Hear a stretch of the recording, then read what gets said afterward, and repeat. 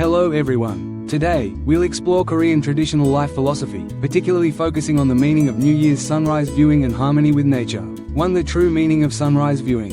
In Korea, many people go to mountains or the sea to view the first sunrise of the new year. However, the true meaning of this act goes beyond simply watching the sunrise. The essential meaning of sunrise viewing lies in setting grand intentions. Personal wishes, such as family well-being or individual success, can actually be wished for at home. It's not appropriate to go to a mountaintop or the East Sea coast for such personal wishes. Instead, if one goes to a sunrise viewing location, it should be to set grander intentions. The true meaning of sunrise viewing is to establish great intentions for neighbors, society, the nation, and even humanity as a whole. Particularly, the reason for going to the East Sea coast is not simply to see the sun. It's to receive the morning energy of the East Sea and to live with grand intentions. This act transcends personal desires, and only then does the true meaning of sunrise viewing come to fruition. 2. Harmony with nature.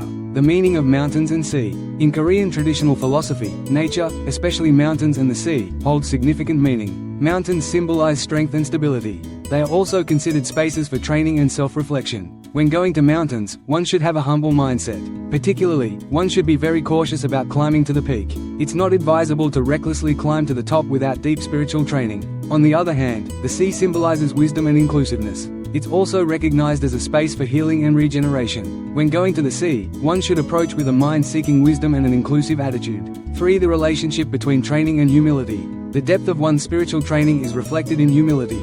As one's training deepens, a person becomes more humble. This is like filling a cup with water. An empty cup makes a loud sound, but a cup full of water makes no sound. The measure of true study is that the more one has studied, the more humble they become. Someone who holds their head high might actually be less studied. When someone is humble, we can see that they are truly accomplished. 4. Utilizing the energy of nature.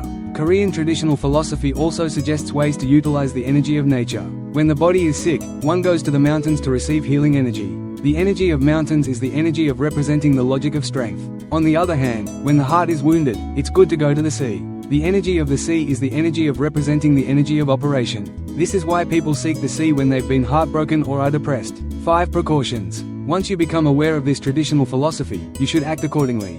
If you know but don't act, you might face small targets, meaning you might be scolded. Especially, it's not desirable to go sunrise viewing without grand intentions or to travel far just to make personal wishes. This goes against the principles of nature. 6. Methods of practice. The ways to practice this traditional philosophy are as follows. 1. Sunrise viewing. Make personal wishes at home, and only go to sunrise viewing locations when setting grand intentions. 2. Mountain climbing. Approach with a humble mind, and decide carefully about climbing to the peak. 3. Visiting the sea. Go with a mind seeking wisdom and healing. This traditional philosophy can be readily applied to modern life. Living in harmony with nature will make our lives richer and more meaningful. This concludes our lecture on Korean traditional life philosophy, particularly the meaning of New Year's sunrise viewing and harmony with nature. Thank you.